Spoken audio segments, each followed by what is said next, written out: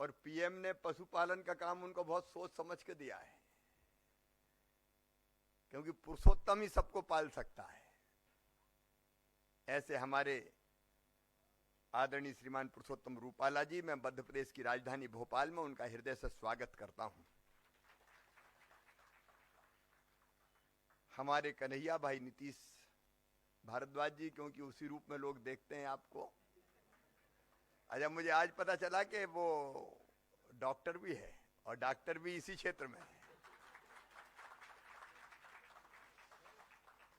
आदरणीय अतुल चतुर्वेदी जी, शैलेंद्र सिंह जी, कंसोटिया जी हमारे इस विभाग को बहुत कुशलता से देख रहे हैं। उमेश जी, डॉक्टर लक्ष्मी श्रीनिवासन जी, उनका भी मैं हृदय से स्वागत करता हूं। तिवारी जी, पूरे देश से पधारी हुई मेरी लाडली बहनों,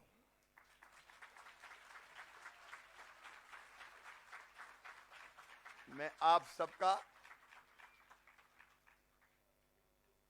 मध्य प्रदेश की राजधानी भोपाल में हृदय से स्वागत करता हूं, अभिनंदन करता हूं। मेरा एक परिचय मध्य प्रदेश में बहनों का भाई और बेटियों का मामा ही है, वो मेरी असली पहचान है। और जब मुझे पता चला कि पूरे प्रदेश से बहनें आ रही तो भाई का आना तो लाजमी था। मध्य प्रदेश की धरती पे बेटी अगर पैदा होती है तो लाडली लक्ष्मी होती है। लाडली लक्ष्मी का मतलब यह है कि उसके जन्म लेते ही हम 30,000 रुपए के बचत पत्र खरीद के उसके नाम से जमा करते हैं और उसको हमने शिक्षा से जोड़ा। वो 5वीं पास करके 6वीं में जाती है तो 2,000, 8वीं पास करके 9वीं में जाती तो 4,000, 10वीं पास करके 11वीं में जाती तो 6,000, फिर 12वीं में जाती तो फिर 6,000, और अब इसी साल मैंने जोड़ा कॉलेज में एडमिशन लेगी तो 25,000 अलग से देंगे, क्योंकि कुछ लोग कॉलेज में बेटियों को पढ़ाते नहीं थे तो हमने कहा हायर एजुकेशन के लिए जरूरी है। और वो 21 साल की होती तो सीधे 1,18,000 रुपया बेटी को मिलते हैं। कल्पना मेरी यह थी कि मध्य प्रदेश की धरती पर बेटी अगर पैदा हो तो लखपति ही पैदा हो। यह योजना मैंने 2006 में बनाई थी और उस समय जिन बेटियों को गोद में खिलाते हुए मैंने बचत पत्र दिए थे वो आज 12वीं में पढ़ रही है, कोई कॉलेज में जा रही है। मध्य प्रदेश में बेटी पैदा हो तो लाडली लक्ष्मी, स्कूल जाए तो किताबें निःशुल्क, यूनिफॉर्म निःशुल्क, दूसरे गांव में पढ़ने जाए तो पैदल नहीं जाने देते, साइकिल देके कहते हैं बिटिया रानी साइकिल पे बैठ के जाना। 12वीं में अगर 60% से ज्यादा नंबर लाए तो गांव की बेटी कहलाए, कॉलेज की पढ़ाई के लिए 5,000 अलग से पाए। कॉलेज एजुकेशन में भी हमने ऐसी बेटियां जो सामान्य लेकिन गरीब परिवारों से आती किसी भी वर्ग की हो, हमने तय किया है कि मेडिकल कॉलेज में भी उनका एडमिशन अगर होगा और प्राइवेट मेडिकल कॉलेज में भी होगा तो चाहे फीस 8 लाख रुपया साल हो, मम्मी पापा नहीं मामा भरवाएगा, प्रदेश की सरकार भरवाएगी। उच्च शिक्षा के लिए प्रबंध, और हमारी जो गरीब बहनें बेटा बेटी को जन्म देती थी मजदूरी करने वाली, तो मजदूरी करने के बाद तत्काल हफ्ता बेटा बेटी को जन्म देने के बाद हफ्ता भर बाद ही मजदूरी करने जाना पड़ता था। तो हमने तय किया कि बेटा बेटी के जन्म के पहले 4,000 और जन्म के बाद 12,000 रुपया ऐसी माताओं को देंगे ताकि 1 महीने घर पर रह के गरीब मजदूर बहन भी आराम कर सके। महिला सशक्तिकरण के क्षेत्र में बेटी के जन्म लेने से लेके अंतिम सांस तक प्रदेश की सरकार को हमने खड़ा किया है, इसलिए मैं भैया हूं और मामा हूं। आज मैं आप सबका यहां हृदय से स्वागत करता हूं। आप नारी सशक्तिकरण का प्रतीक है। नारी शक्ति की गौरव गाथा रण से उपचार तक और हथियार से औजार तक आज आपकी मैगजीन में है। अच्छा, प्रधानमंत्री जी को आज मैं हृदय से धन्यवाद देना चाहता हूं। एक महिला सशक्तिकरण का या सम्मान देने का कल एक बहुत बड़ा कदम उठाया गया है। इस भोपाल की आखिरी रानी थी जो जनजाति समाज से गौंड समाज से आती थी, आखिरी रानी थी, हिंदू रानी, उनका नाम था रानी कमलापति। एक अफगान था दोस्त मोहम्मद खां, आक्रमण किया यहां, और जब रानी को लगा कि अब जीत नहीं पाएंगे तो सम्मान की रक्षा के कारण यहां के छोटे तालाब में उन्होंने जल समाधि ली थी। उनके बेटे नवल शाह मार दिए गए थे और कई जो उनके योद्धा थे उनको रात में दोस्ती करके दावत पर बुलाया गया था, हलाली डैम जिसको कहते हैं वहां, और रात में खिला के पिला के जब वो सो गए तो टेंटों में आग लगा दी गई थी और कोई निकलने की कोशिश की तो काट डाले गए थे।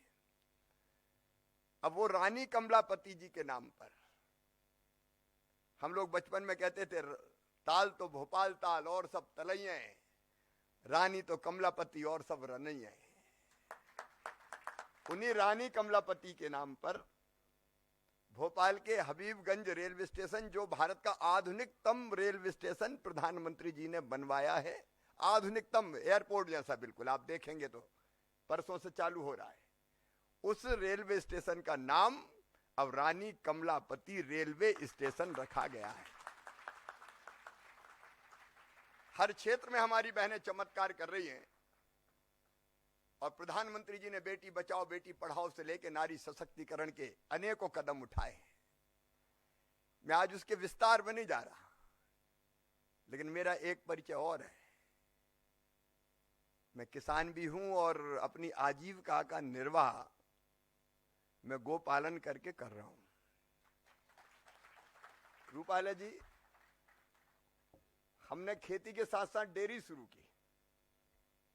अरे अब मैं तो कम देख पाता हूं, मेरा बेटा देखता है, और उसमें एक सुधामृत के नाम से गाय का शुद्ध दूध बोतल में बंद करके वो हम बेचते हैं और दूसरा किसानों से इकट्ठा करके प्रोसेस करके वो बेचते हैं। तो मेरा डायरेक्ट रिश्ता काम का भी है आपसे, क्योंकि मैंने तय किया कि आजीविका का निर्वाह अगर करेंगे तो कृषि या उससे संबंधित चीजों से ही करेंगे, तो कृषि के साथ साथ गोपालन। और आप जानते हैं कि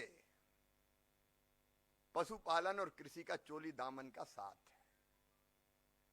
भारत की कल्पना बिना कृषि के नहीं की जा सकती और कृषि की कल्पना बिना गोपालन के, पशु के, गाय के, बैल के नहीं की जा सकती।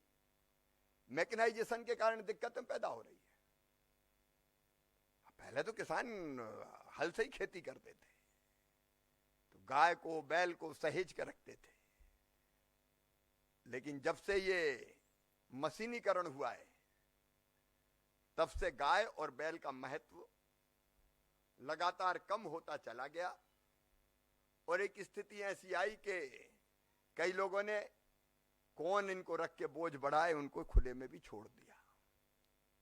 लेकिन इस समय एक तरफ केमिकल फर्टिलाइजर की खेती के कारण पूरी दुनिया एक अलग संकट का सामना कर रही है। अब लोग बताते हैं पंजाब से तो ट्रेन चलती जिसका नाम है ये कैंसर एक्सप्रेस। केमिकल फर्टिलाइजर के कारण जो दुर्गति हो रही है, अनेक तरह की बीमारियां हो रही है, उसके कारण मानव स्वास्थ्य को गंभीर खतरा है। अंततः जैविक खेती की तरफ आना पड़ेगा और आज नहीं तो कल दुनिया में आएगी। प्रधानमंत्री जी ने पूरी दुनिया का मार्गदर्शन किया है ग्लासगो में पर्यावरण को लेकर, तो पर्यावरण के एक हिस्सा यह भी है शुद्ध अन्न कैसे मिले, और वो बिना पशुओं के हो नहीं सकता। इसलिए कोई कहने के लिए कहे कि आज पशुओं का महत्व कम है, लेकिन बिना पशुओं के हम चल ही नहीं सकते। इसलिए तो कृष्ण ने भगवान श्री कृष्ण ने गोवर्धन पूजा प्रारंभ करवाई थी। कल गोपाष्टमी थी और इसलिए एक तरफ हम यहां संदेश देने की कोशिश कर रहे हैं कि गाय बैल इनके बिना काम चल नहीं सकता। सरकार ने अभयारण्य बनाए, गौशालाएं बनाई, लेकिन जब तक समाज नहीं जुड़ेगा तब तक सरकारी गौशालाओं से काम नहीं चलेगा। हम मध्य प्रदेश में अलग जगाने की कोशिश कर रहे हैं। अब अमूल इसका उदाहरण है। आपने बताया कि ये गाय से, गोबर से, गोमूत्र से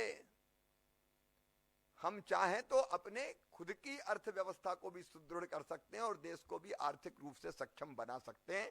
वो हमको स्थापित करना पड़ेगा। इस क्षेत्र में आप काम कर रहे हैं और बहनें इस क्षेत्र में जब आ गई गाय की, बैल की, पशुओं की चिकित्सा भी करेंगी, तो मुझे निश्चित लगता है कि आज नहीं तो कल सफलता हमारी सुनिश्चित है। गोपालन, उसके गोबर से, गोमूत्र से खाद भी, कीटनाशक भी, दवाइयां भी, अब तो अनेकों चीजें बन रही है। अब आजकल मध्य प्रदेश के शमशान घाटों में हम लोग कोशिश कर रहे हैं कि लकड़ी ना जले, गोबर से जो बनाई जाती है आज के इसका, क्योंकि गौशालाएं भी उसके कारण आत्मनिर्भर हो रही है, और हम गोबर खरीद के उससे कैसे खाद और बाकी चीजें बने इस दिशा में भी काम कर रहे हैं। भाई एक मैं निवेदन करना चाहूंगा, इस क्षेत्र के विशेषज्ञ आप बैठे हैं, आप गंभीरता से विचार करेंगे। एक किसान या कोई किसान ना हो, वैसे भी गोपालन करता है, हमारा जोर देसी नस्लों पे होता है, वो होना भी चाहिए। हमारी नस्लें बचा के हमको रखना है। हाइब्रिड का दूध वो लाभ नहीं देता जो हमारी परंपरागत नस्लें हैं।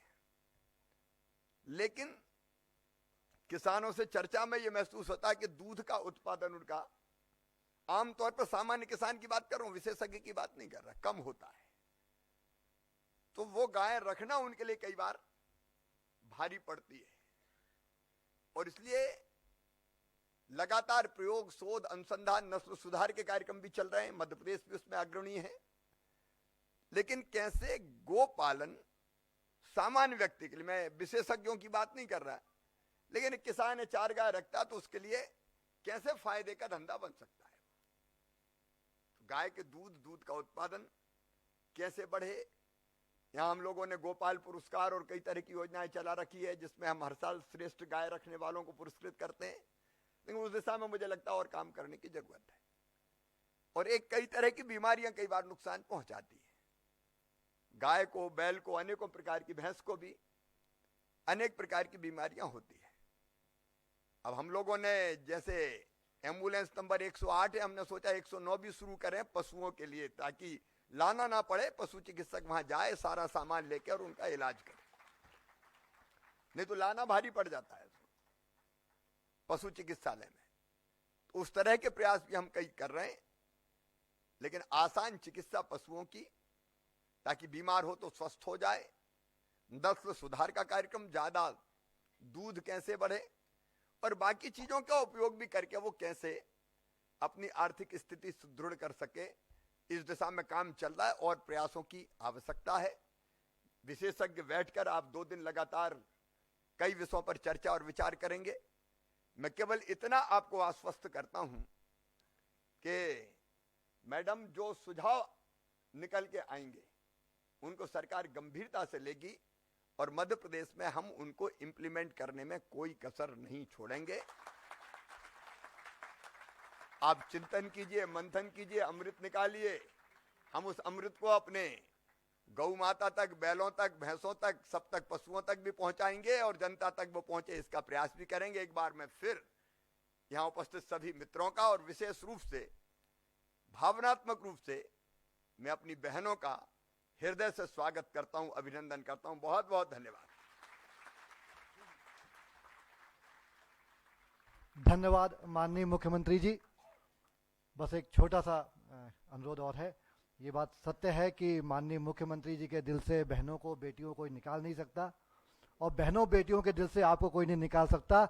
लेकिन आज सर माननीय मुख्यमंत्री जी को ये सभी बहनें कुछ भेंट करना चाहती हैं।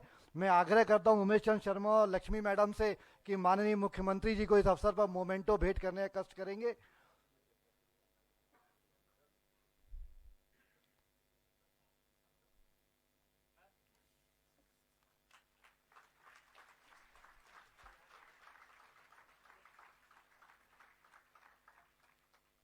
माननीय मुख्यमंत्री जी ने हमको बहुत समय दिया, हम उसके लिए बहुत बहुत आभारी हैं।